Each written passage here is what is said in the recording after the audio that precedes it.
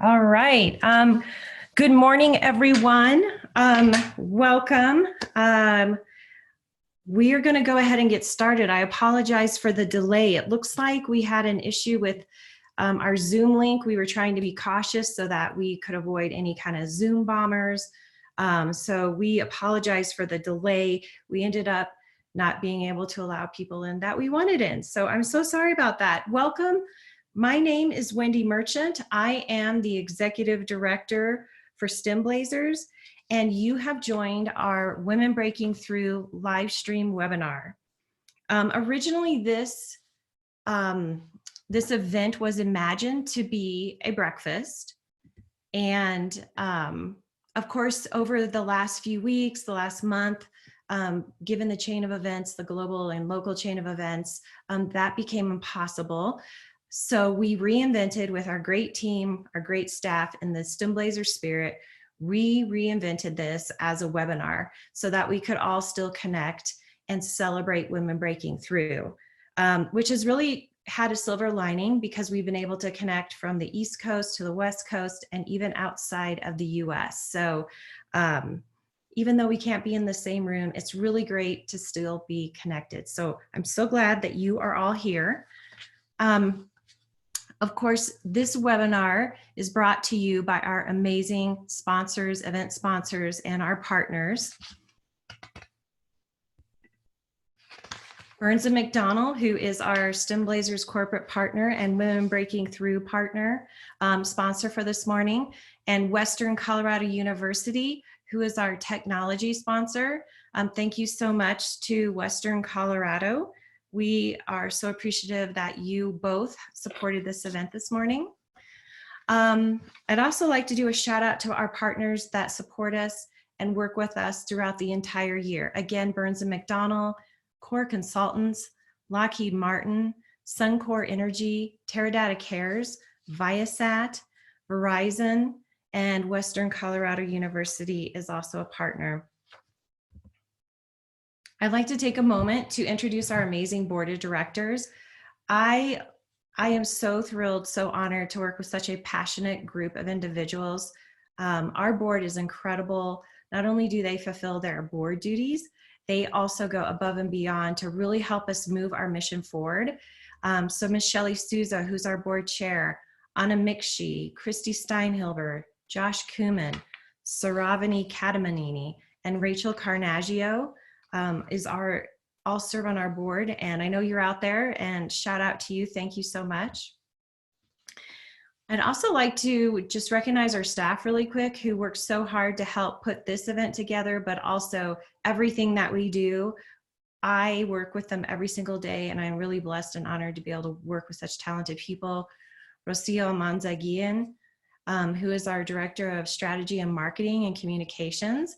Miss Samantha Killingsworth, who is our Operations Coordinator, and of course our Fundraising and Development Strategist, Miss Juliana Nelson. And we are so grateful to have everyone, such a great team. So Women Breaking Through, why Women Breaking Through? The women who are joining us today, we are celebrating you, and we're celebrating the impact to inspire the next generation of girls in STEM. Our Women Breaking Through was designed to celebrate all mentors and, of course, the girls that we serve. And some of these pictures, for example, Lauren Kirschbaum in the top left with Core Consulting, the bottom left, Val LaRose with Lockheed Martin, center, Annika Hammond with Burns & McDonnell, top right, Angie Wohler with Burns & McDonnell, and bottom right, Kaya Noonan with Mortensen. Great ladies, incredible mentors who are so passionate to work with the girls. The women joining us today working in STEM industries are mentors, are the educators, parents. You are all mentors, and that are helping all girls explore careers in STEM.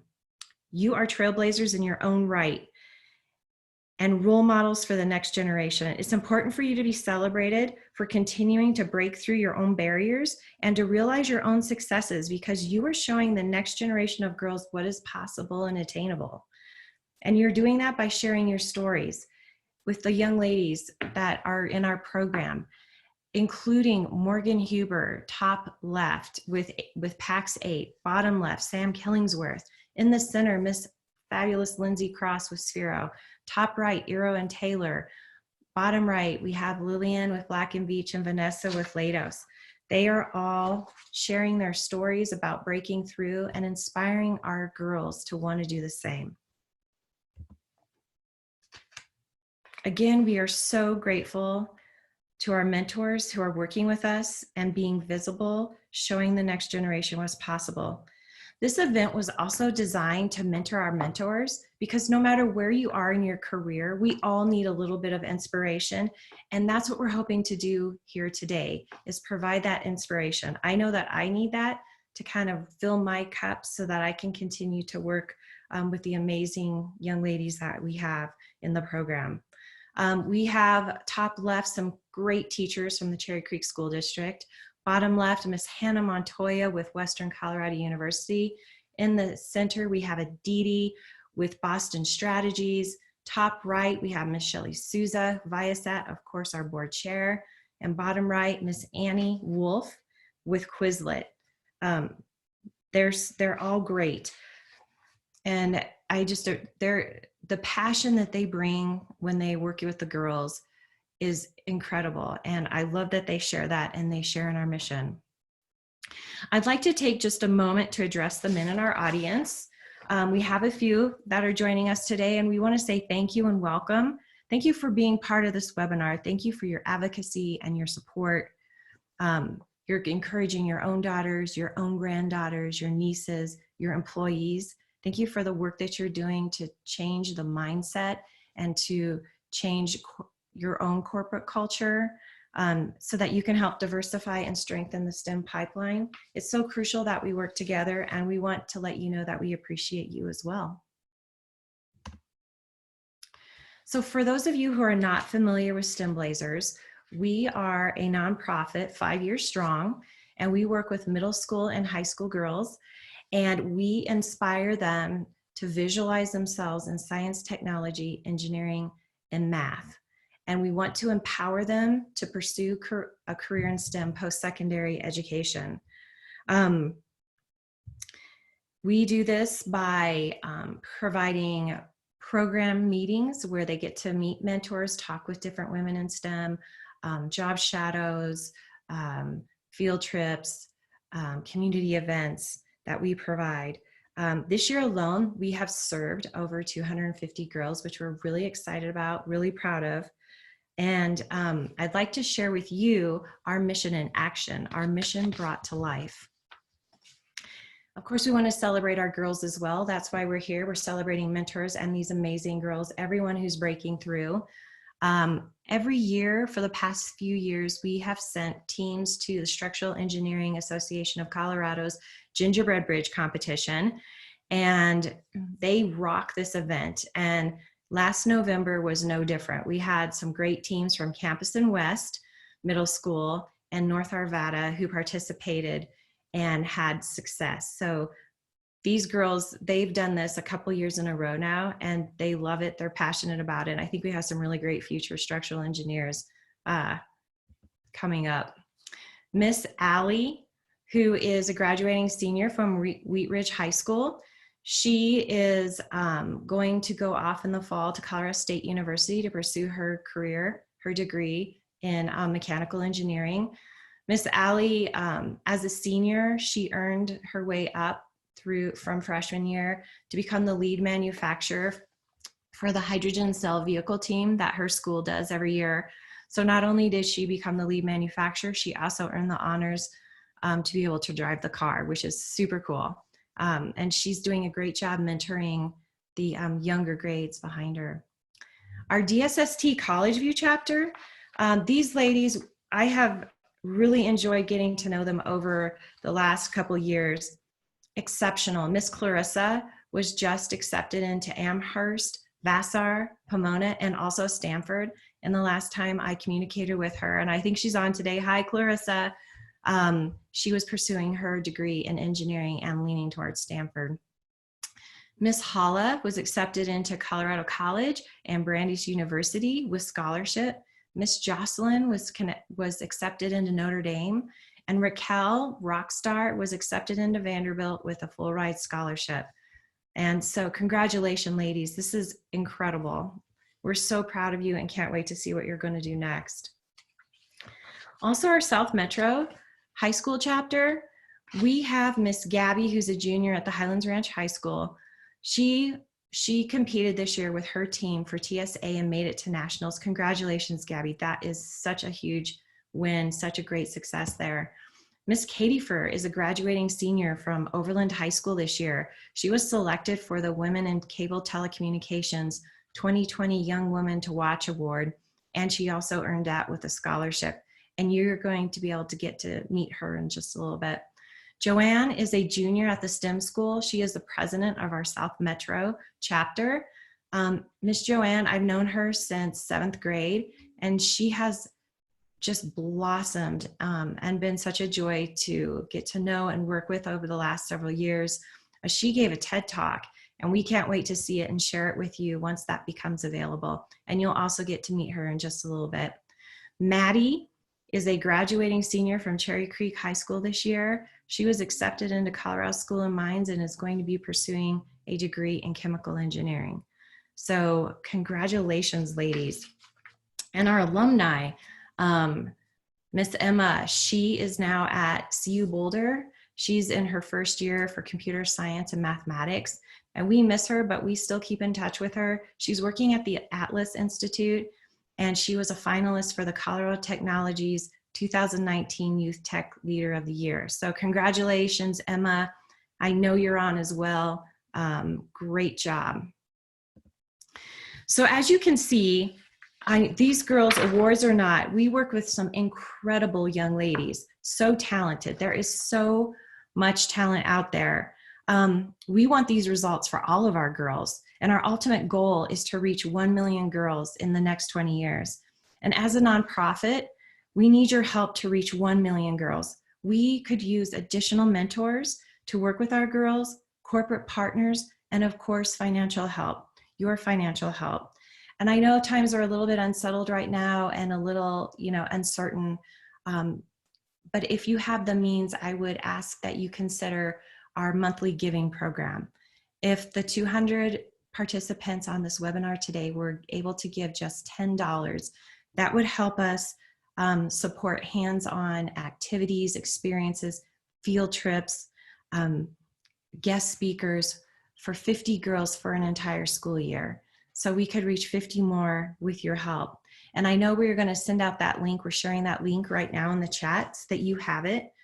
And these experiences lead more girls to explore STEM and the opportunities to become the next generation that's going to break through. Although I think they're doing such a great job right now. All right, I am so excited that we have Miss Toy Massey here. And I hope you're ready to be inspired. She is incredible. As you know, there are real challenges that women face pursuing careers, specifically careers in STEM. And we are so grateful to have women like Toy Massey, who is a trailblazer in her own right to unify and inspire audiences of multiple backgrounds, age groups, and interests with her selfless sharing of experiences that resonate with anyone fortunate to be captivated by her interactive keynote addresses, her professional development workshops, the team building exercises, and student genius workshops. Toy is a native of Detroit, Michigan, and its public school system. She was a member of the first graduating class of Detroit's premier Renaissance High School and a member of the first cohort of the Detroit area pre-college engineering program, DAP-CEP. She holds a Bachelor of Science from Xavier University of Louisiana and a Master of Engineering degree in Mechanical Engineering with a concentration in Nuclear Engineering from Howard University. She has multiple certifications, including a 6 Sigma Black Belt. She is the founder of the Jekyll Foundation for STEAM Education, a nonprofit that has to date reached over 3,000 youth across the country and as far as Guinea, West Africa.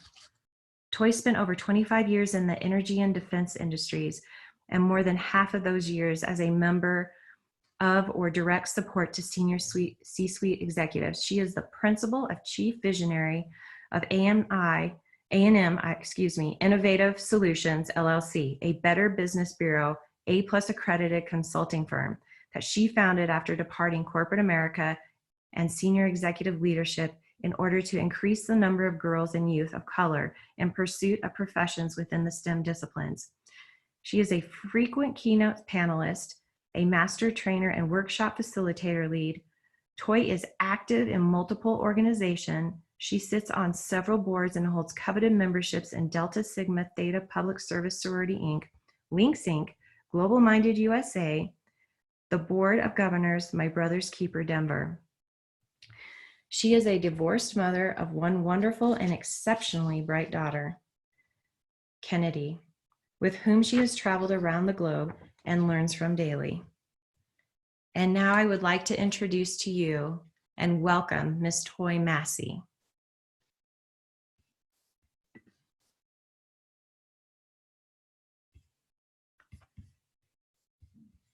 Can you see me? I need somebody to tell me that you can.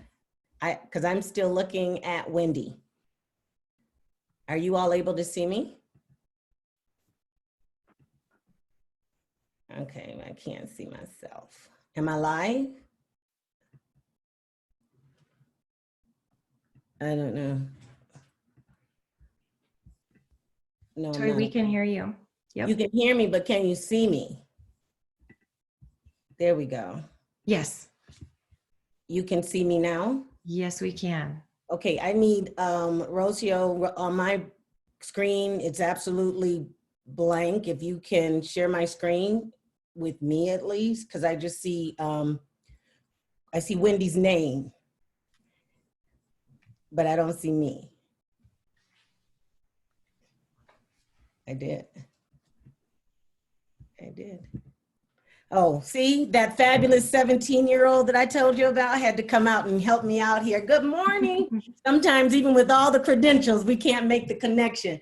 I am so excited to be here this morning. This is a very different format, very different platform, but this is probably the wave of the future. We've all learned that it's probably a bit nice not to have to drive all over the city to get to do what we need to do in order to make the differences that we make. So I'm going to tell you a story this morning about this young woman who, with her bachelor's in physics and her master's degree in nuclear engineering, showed up on the first day of the job. She had written this wonderful master's thesis titled The Dosimetry Effects Associated with Double Node Microwave Antenna in Intraoperative Hypothermia and Intraoperative Radiation Therapy with Electrons. And yet, on her first day of the job, her first professional job, the question was asked, not if she was the new engineer that they hired, but if she was the new secretary.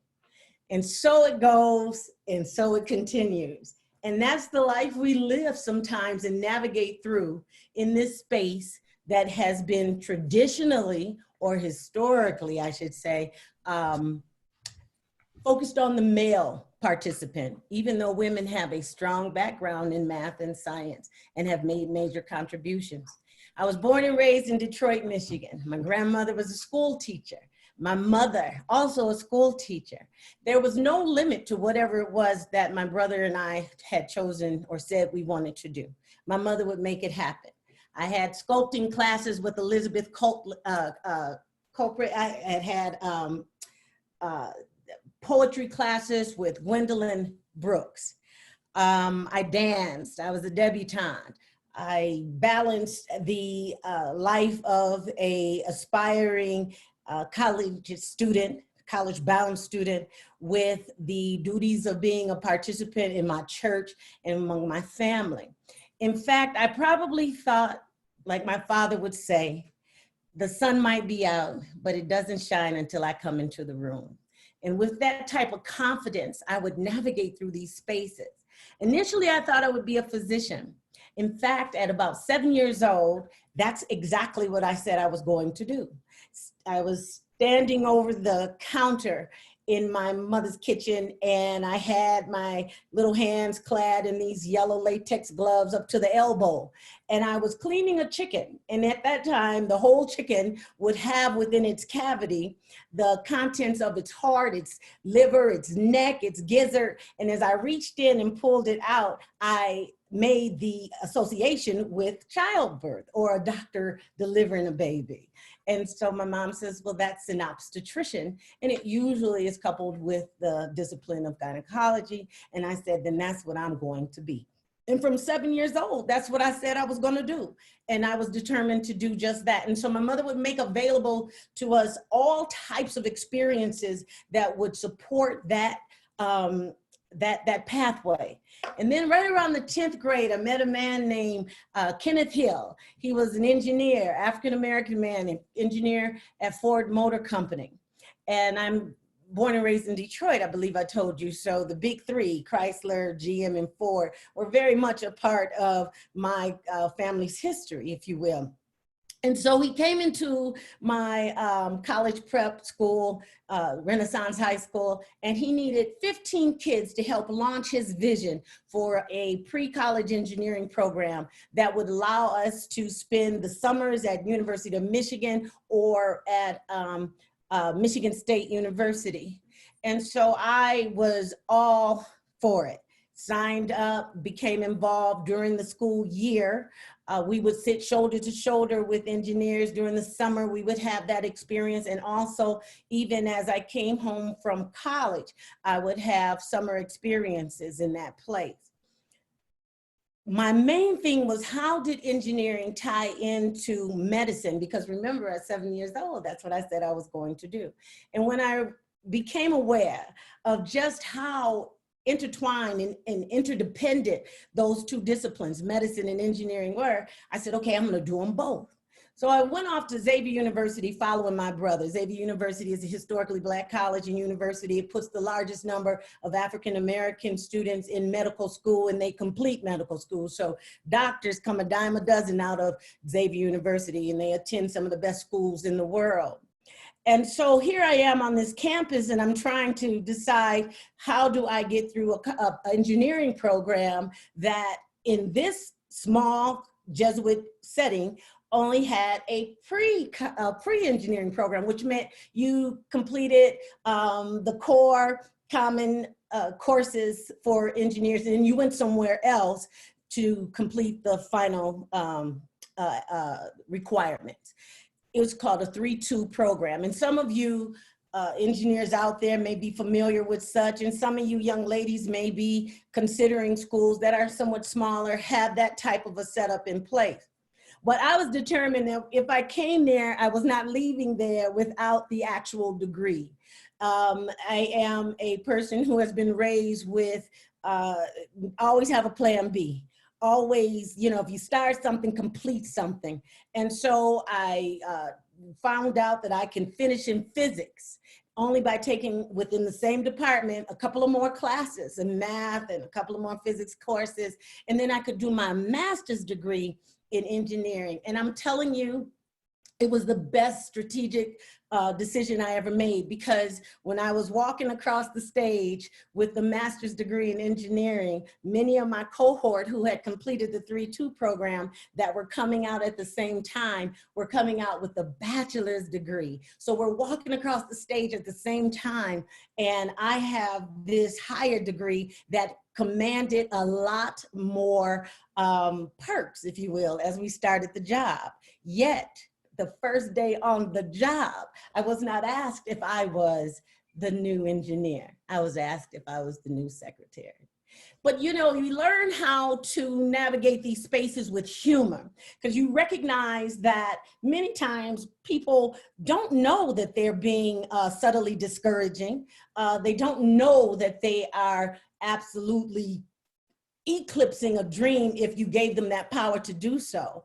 And so with humor, my mother would say, you can pretty much say anything with a smile. I told that particular guy, I am not the new secretary. However, if you're getting coffee, I take mine with 2 creams and 2 sugars. And with that, we went on, became great colleagues at that point. Many times, recognize that women are critical to the team, but they don't always recognize when we're absent. Sometimes when we're not at the table, we're not missed. Yet, if we're not at the table, the complete solution is never captured. Perfect example.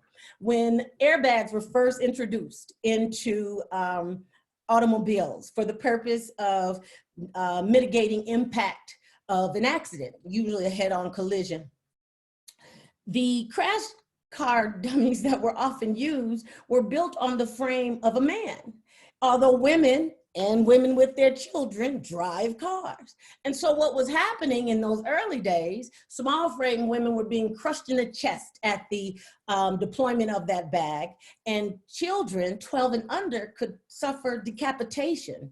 And it was horrendous. But what we realized is that women weren't at the table. Flint, Michigan, someone makes the decision that we could save $6 million a year if we would just reroute the clean potable water repository from the Detroit River to the Flint River, even knowing that the Flint River did not have quality potable water in it within its repository. And yet such was done. And as a result, we've got generations of damage that has been done. Babies and our elderly who suffer from the lead poisoning as a result of that decision. No women at the table, no girls at the table. And so it's important in this place, this engineering space that has a thumbprint on absolutely everything that happens. Nothing happens without the engineer on the team. It's important that we're there, and that we understand how, when we are there, we can't get caught up in the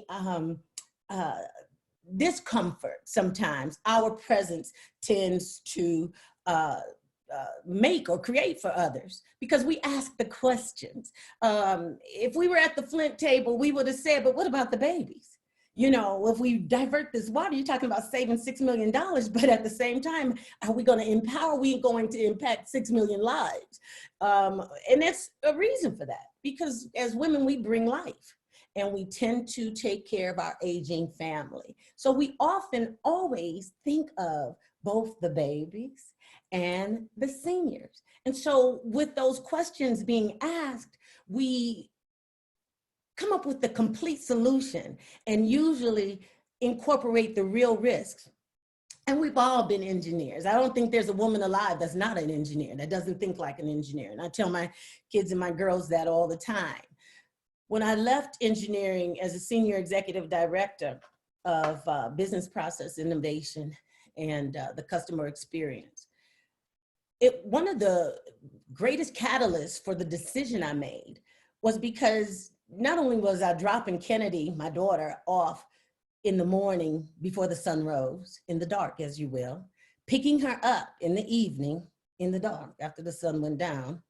So during that whole day, as I'm running and trying to make life and solutions achievable and easier for everybody else, my daughter's spending most of her time in the classroom or at school. And so with that in mind and in place, I noticed no matter how many folk I could hire, I could never hire enough that looked like me. I could never hire enough women. I could never hire enough Black women or women of color, people of color. And so I was going to be able to kill two birds with one stone. By leaving corporate America, I would be able to not only command, navigate, and determine how my own life and schedule would run, my daughter would get to see me, and I would be in the seat on time when the curtains went up in the receptions. Because when you're in Denver, as we are, matter of fact, I'll give you a funny joke. When I came here in 2008 for the job, I worked for a defense contractor at that time. I was separating from my husband, from Kennedy's dad, and I thought, I'm going to Denver. There are going to be 2 Black people when I get there, and I'm bringing one with me.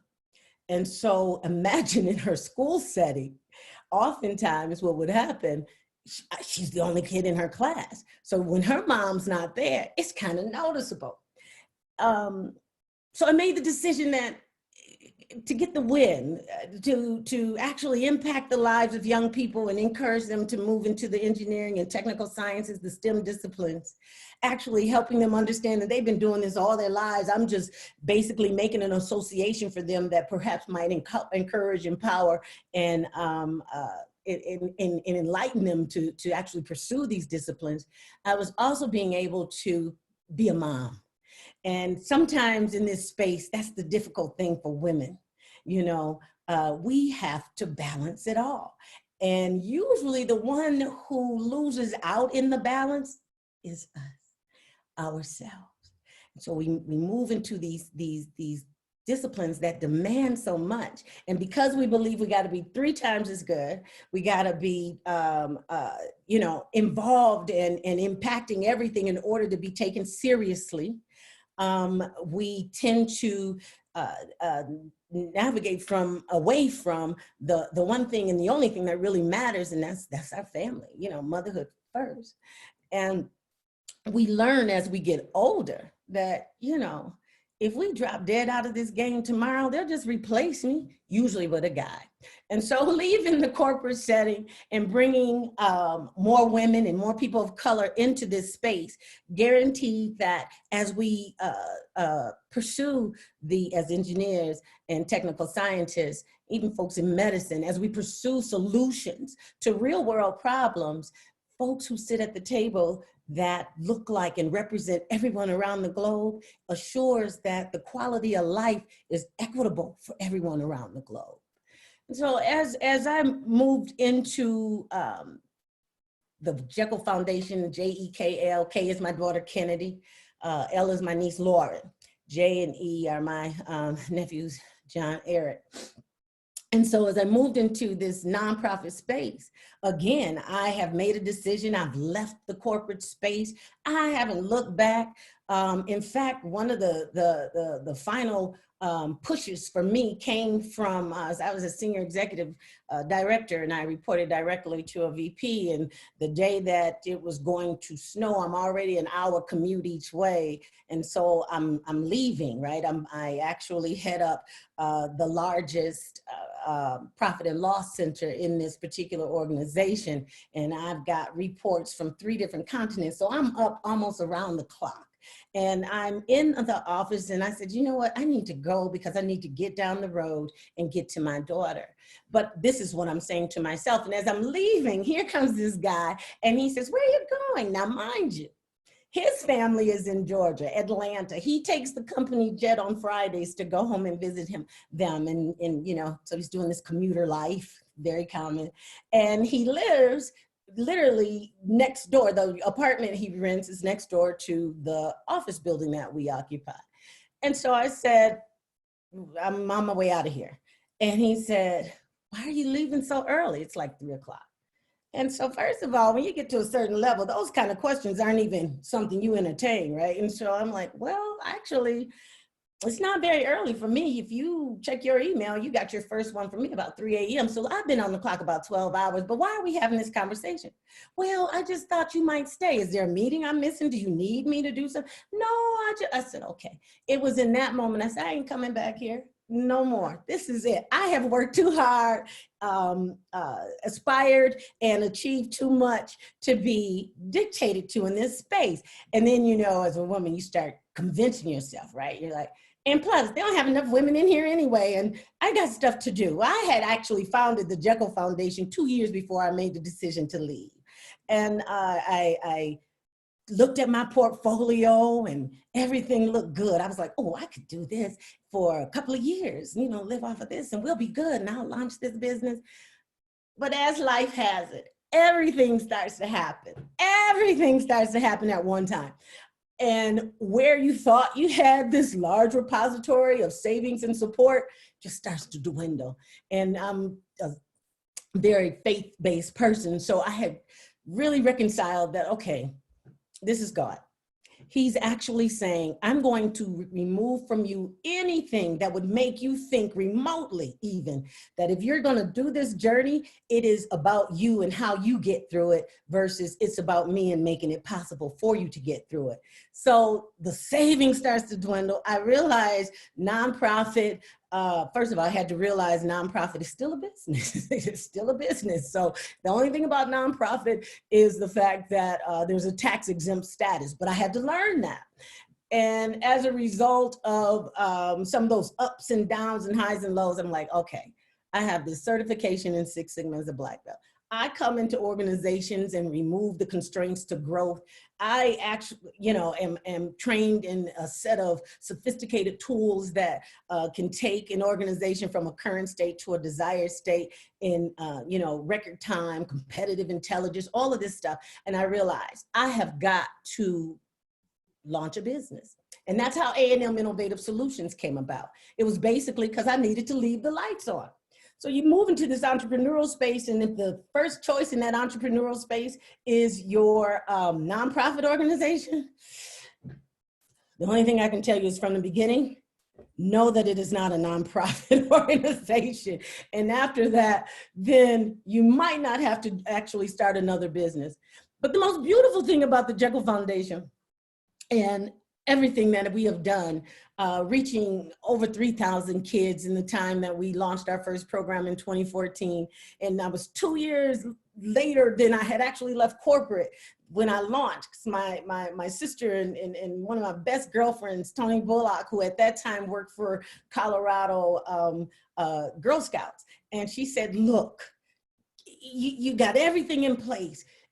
You gotta go, just go, you just gotta go. And so she created for me an opportunity to support the Scouts Bridge program with a Jekyll Foundation hands-on event. And that's how we got started. And from there, we went on to partner with University of Colorado at Boulder and created the scalable game design that has allowed us to not only incorporate a sense of capability within many times communities that are underserved, underrepresented, and just overlook the empowerment that, yeah, I can do this too. And then there was Rose Keating with Denver Tech for All, who told me, listen, I'm going to make it possible that every kid that takes your coding class, I will give you, if they complete the 6 weeks and 120 hours of gaming, we will gift them with a laptop for free that they can upgrade every 2 years. And if it breaks down, we'll repair it. And if they go on to college, we'll send them off with the best that we have. And so it was those types of relationships that have and continue to make things happen for the Jekyll Foundation and for me in the Jekyll Foundation space. My mother was one who said, at the end of the day, at the end of your life, the only thing that will ever matter is what you did for someone else. And so each of you out there this morning, I'm hoping to inspire to do something for someone else. Here we are in this COVID-19 space, and there's opportunity all over, no matter how small you might think it is. It may be extremely large for someone else. Yesterday, I was on a call with a group of women from an organization called Chic and Spin. And these are young women, they may be under 40, and they're doing things in the philanthropy space. And they had just made phone calls and started telling people what it was they wanted to do and raised $11,000 in a very short period of time and waiting for another drop of about 25,000. And we were on this call trying to decide, how do we distribute this money without red tape, without barrier to people who need it? And that's what you have to do. And that's what we do. And so in the engineering mindset, in the mind space, we're always thinking, what is the solution? What is the, and we like to do it right the first time. So sometimes we plan a little longer and it may feel like, we're not getting out of there right away. But the beauty of that is, and I listened to my grandfather in my ear, and he said, you don't have time to do it right, but you got time to do it again. Take the time to do it right. And women do that. Women will make things happen. If I could tell you the stories of the women who were applying for the small gift donation that we were distributing to them, I was in tears, Because I'm like, how are they running these households? How are they making this happen? So many times, and I come from a single parent household. My parents separated when we were fairly young. And I remember my mother telling us, I got to go back to school because she was a stay-at-home mother. We were blessed to have a stay-at-home mom. And so she said, I got to go back to school and make our lives different. And it did. Education changed everything for us. From that point, I mean, our travel, our world, and even in that space, she was very navigational and strategic in finding things that would make our lives different. Like I told you, the sculpting class with Elizabeth Catlett, or looking in the paper and seeing that Gwendolyn Brooks, world-renowned poet, was going to have a free class at the public library. And she would just say, you're going to be doing this on Saturday, and you're going to be doing that. When I left corporate, I was walking away from the sweet spot, if you will. I was walking away from a great job, high six figures.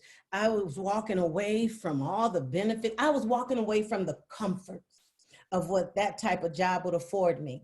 But I was walking into empowerment that job did not afford me.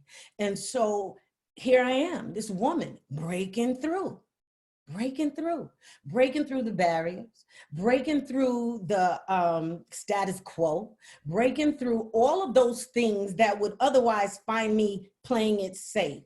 When I moved into the professional engineering space, usually I was the only one that looked like me, the only woman, the only person of color, Black woman. And so in my early days, I was frustrated with that, and I would be so upset. And I would call my mother, who was just my biggest champion. And so I'd say, I'm the only one. I'm the only one, and they don't hear me, and I'm invisible, and they don't see me. And she said, well, what do you mean you're the only one? And I get frustrated. I'm the only one. I'm the only woman. I'm the only person of color. And she said, oh, that's showtime. If you're the only one, that's showtime. They have to hear you. Dress like the boss long before you are the boss.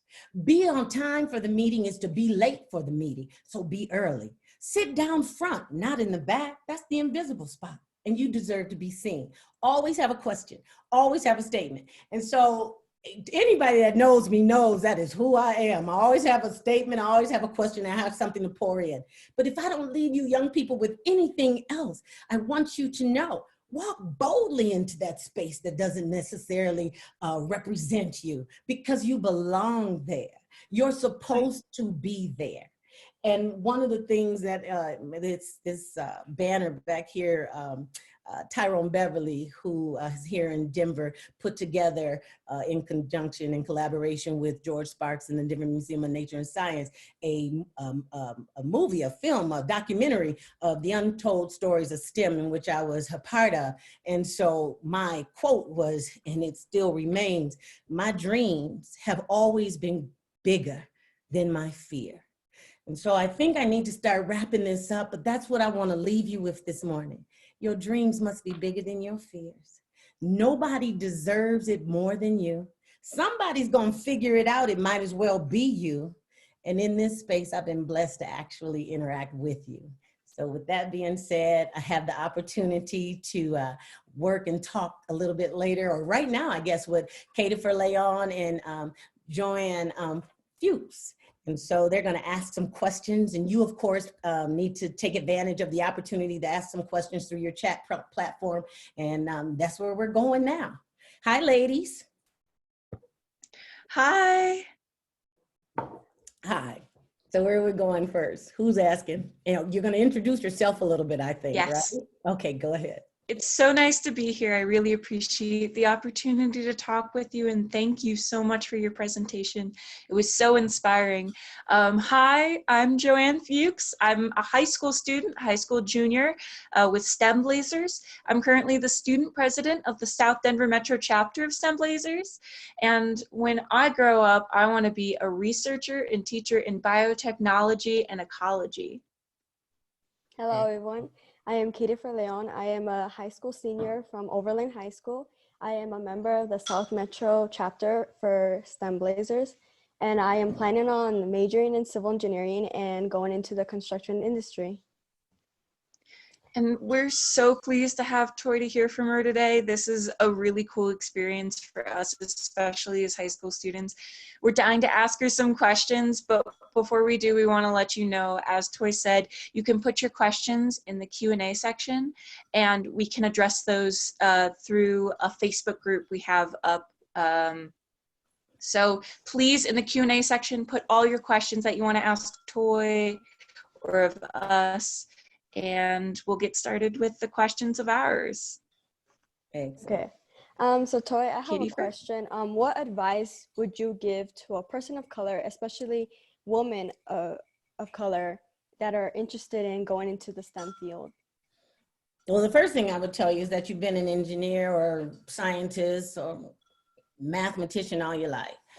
Long before we even touted this little acronym, STEM, you were doing things in those spaces. And so let's remove the mystery, right? If you cooked, if you helped your parents, your mom, if your dad or mom or grandparents, whomever is the commander of the kitchen told you to turn the fire up on the pot because it wasn't boiling, or turn it down because it was overboiling, you're already moving into thermodynamic heat transfer expertise. If you worked with your Legos and you were building construction type structures, then you're already in that engineering space. You've been making decisions about math a long time, whether it was, as I would do with Kennedy, you know, the simplest of science, you know, put in 1 part ketchup and 2 parts mustard, and you've gone from red and yellow, 2 you know, colors to orange now, right? And so I would say, don't let anybody distract or disrupt you from moving into those spaces. Math is always this thing that girls are told, you don't do as well, or I'm afraid of math. Stop saying that. You've been doing math all your life. I bet you if it came down to me moving that decimal point on a 4-digit number, starting with 1, ending with 0, knowing that the first decimal would be $1, the second decimal space would be 10, the third being 100, and finally 1,000, you figure that out. If you are struggling in any of those disciplines or required coursework that we rely on in terms of building up our expertise in the STEM fields, it's just level of effort. You know, nobody just got an A because they didn't work hard for it, and nobody got a D because they worked hard for it. I mean, you've got to just level of effort. If you know that you don't do that well in math, then just do more problems. If you know that you struggle sometimes with comprehending what you believe is technical information, read it more, figure out ways to dissect it. The biggest thing I can tell you is that you're needed. We need you in these spaces, and we need you to understand that technology is just science brought to life. Math is the language we all speak. Engineering is the solution space, and you've been doing it all your life, whether you are doing hair, doing nails, which would seem more, you know, feminine type of pursuits, whether it's in education, whether it's in medicine. You've been doing this all your life. So identify a mentor, stay away from anybody that would try to tell you otherwise. And I don't care who it is. You don't need to announce you're leaving, just separate yourself. Show me your friends and I'll show you your future. Run with people who think like you. Run with people who have crazy ideas and will support you in your crazy idea. That's the biggest advice I can give you in that space. Thank you. And I had a question too. You're clearly an amazing leader. You're a CEO, founder, executive director, president of your organizations.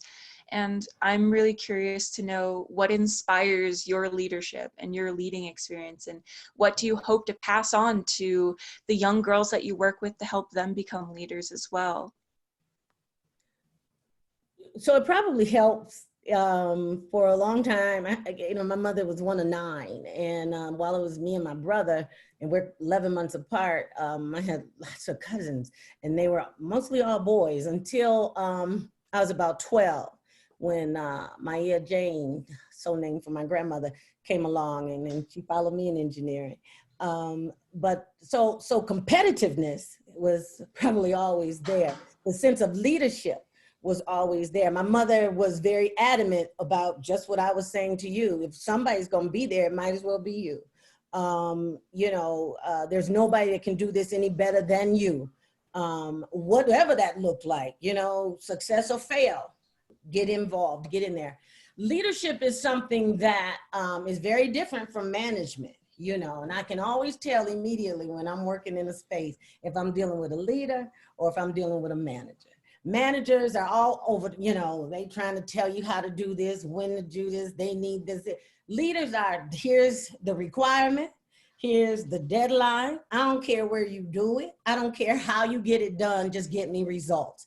I will remove the constraints that might inhibit you or prohibit you from getting that to me, clear the hurdles for you. We just run interference, and that's leadership. I don't want to think for everybody else. I want you to think. The best thing I could do when I had teams reporting to me, the best thing I could do was to prepare for my replacement, train everybody to do my job. And if I was doing that right, there's no fear for me about, oh, they might take my job. If they do, then I was a great leader in that space. Usually though, what happens while they come on board and do my thing, somebody's always watching and navigates and opens the door for me. And that's why I want to take a moment and thank the men that are on the call here today, because every promotion that I've ever received, every, my greatest advocates have been men. And interestingly enough, maybe because of the field I was in, it would be white men, sometimes more so than women.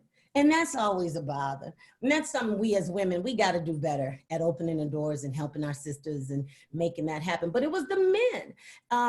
But I learned how to navigate those spaces as well. Relationships are key, right? Your knowledge is only going to take you so long for so far. Everybody gets to know, Joanna is an expert in this, and that's that. But it's the relationships that Joanna and Katie Fur developed that says, hey, she can do this job. Hey, I'm gonna recommend her for this job. I want her placed in this position. She's to represent me at this conference.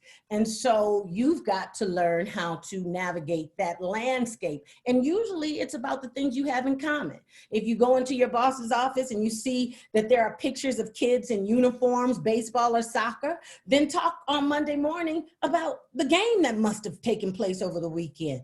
Remove sometimes the work from the work in order for him or her to see the things that are common between you so that you can allow them and their power to elevate and empower you. Thank you. That was a great answer. So I'm going to be asking Amanda Wilson's question. Okay. So she says, I am a highly sensitive person and a woman. I feel like this often backfires on me in the workplace, making me feel weak and overly emotional. Any advice on how using this sensitive trait to my advantage instead of feeling like it's holding me back? Absolutely. Let me tell you something. That's the beauty of being a woman. We weren't created this way so that we would not embellish those traits about ourselves. Now, the sensitive part, that's Kennedy, my daughter. And I'm like, girl, you better grow you a thicker skin. Her dad and I are from Detroit, and she, of course, grew up in LA. And we're like, okay, we got a flower child. But she's going into engineering, right? She's been accepted to Howard University, the School of Mechanical Engineering, which is actually where I did my master's degree. And so I'm telling her, you're gonna have to remove from your psyche this idea that everything is personal. And even if it is, as my mother would say, you better not cry. You cry after you get out of there, but not in front of them. Allow that sensitivity to govern some of those support solutions that you will bring to the table. If we had more sensitivity at the table in Flint, we wouldn't have a generation of babies who were lead poisoned. So don't at all beat yourself up about that. Remove yourself from the idea that it's personal, because usually it's not. And over time, you'll get this, it'll come, but it's usually not personal. But at the same time, don't beat yourself up for being that compassionate person, that kind person. You were designed that way, and there's value in being that person. And then remember, with a smile, you can learn to say, hey, bug off. And then folks will just bug off. So yeah, I applaud you for even knowing that about yourself. Allow yourself to be vulnerable. That's your authentic self. Don't minimize that, and don't stop being that wonderful person in that space. You can do it in here. And you can be honest with people, just like here. You can say, hey, I know I might be a little oversensitive, but that's just who I am. But at the same time, this team wouldn't work well without me. So, you know, be bold in it. Absolutely. Okay, we have a question from Johannesburg, South Africa. It says, hi and greetings from Johannesburg, South Africa. What advice would you be able to give someone from South Africa, my daughter, who is looking to pursue a career in aeronautical engineering and design, possibly overseas? She's currently in grade 8. Good morning, sister. This cup came from Cape Town, South Africa. I took my daughter there when she was about 10, and so it was a couple of years ago.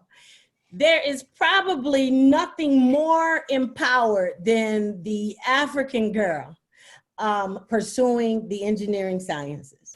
All around her, I don't know if you're in that space now, but it's all the beauty of historical engineers, uncelebrated, but from whom she can gain a sense of empowerment. If I was 7 years old saying I was going to be a physician, at 8 years old, it is absolutely acceptable that she's saying she wants to be an aeronautical engineer. I come from that space. I worked in aerospace for many years, and there are not enough women in there. She needs to be there. Right now, she needs to be allowed, and you need to support and allow her to explore just what does that look like? You know, what does that really mean? When I talk aerospace engineering and aeronautical engineering, you know, there are women that are moving in that discipline, and historically there are women that have been in that discipline that look just like her. And so one of the things you can do to encourage and empower her is to sit with her shoulder to shoulder and research who are those women, who are those Black women that were who worked at NASA, who worked at Lockheed Martin, Raytheon, Ball Engineering, all of these aerospace companies. And I hail from Raytheon myself. Who is April Erickson, Dr. Erickson at NASA? You know, who's Valerie Walker, you know, at NASA? And these are women that look like her. And so when you know, most recently we celebrated the wonderful movie Hidden Figures. And we've been Hidden Figures all my life. That's what I felt like, a hidden figure. I sat through that movie and I cried the whole time, like, this is it. This is exactly what it's like. She has the opportunity to move into a space that is reserved for her. She shall not let anybody tell her otherwise. When Kennedy was a little girl and people would say, well, what are you going to do when you get older? And she'd say, she'd be about 4 years old, and she'd say, I'm gonna be an engineer, I'm gonna be a nuclear physicist, I'm gonna win American Idol. And she would go on, but people would say, oh, and she'd have to be a doctor, and she just wouldn't say all of these things, because these are people in her life that she was aware of, obviously, their careers, and of course, her mom. And so they'd always try to minimize it. Oh, you're gonna be, that's a lot. You think you just wanna be maybe the nurse, and not the doctor. And if anybody that knows what I know about, you know, medicine, the nurse runs the whole show. I got brothers that are doctor. Trust me, the nurse is the one. But it doesn't play out that way. And so there were always these little small attempts to minimize that big dream. And so grasp that aeronautical engineering space, grasp that aerospace, and you can help navigate that by making sure you pour into her a sense of determination that allows her to not allow anybody else to derail that dream. Absolutely. And you can always email me. I'll be glad to send her some fun stuff, steam in a box kits that we do. Absolutely. Thank you, Toy. Thank you for sharing your story with us and for answering our questions. I would like to ask Joanne about, you've been in STEMblazers since you were in 7th grade. how has it helped you become the person you are today? Well, for me, having been part of STEMblazers for so long and kind of taking on different leaderships roles in STEMblazers, it's taken me from this space where in 7th grade I was a pretty shy kid, wasn't willing to speak up for myself, wasn't willing to, as Toy said, like really see myself in that space and take that opportunity. It's brought me to a point where I feel comfortable taking on a room, where I feel comfortable giving speeches, being a leader. I feel like STEMblazers has played such a huge part in creating the confident and charismatic individual I try to be every day, and one that cares about uplifting others and always considering how we can uplift and empower other girls in these scenarios. And it's been such an important part of making me who I am today. And I would love to really thank STEMblazers for allowing me to have the opportunities to be a future woman breaking through. And I know, Katie, you've made some great strides in STEMblazers. Has it had a similar impact for you? Yes, so I've only been in STEMblazers for 1 year, but it's honestly helped me feel like I have a support system that I can go to. I feel like I'm valued and that my opinions are being listened to. And so I've become more vocal and confident, and I just really enjoy it. And I wish I could have found out about STEMblazers at a younger age, but I'm thankful that I found Wendy and STEMblazers, and I'm like really thankful for all of those, my mentors, and for those who are my peers who are in STEMblazers who have helped me out this year. Yeah, it really makes such a big impact to have a program like STEMblazers always feel like it's backing you and that you have a supporter even in difficult circumstances. Well, thank you so much, Toy. And if you had a question and it went unanswered, it will be put in the STEMblazers Women Breaking Through Facebook group. And now we want to hand it off to Wendy. Thank you guys again. Really appreciate it. Thank you. Thank you so much. Toy, I'm sitting here listening to you, and I've seen you speak before, and every time I hear you, I always feel like I can go do anything I want and go out there and kick some butt. And I'm getting these texts on my phone while you're speaking, like, she's so great. So thank you for being here. This format is different, but I think we did it. I think we did okay. We broke through.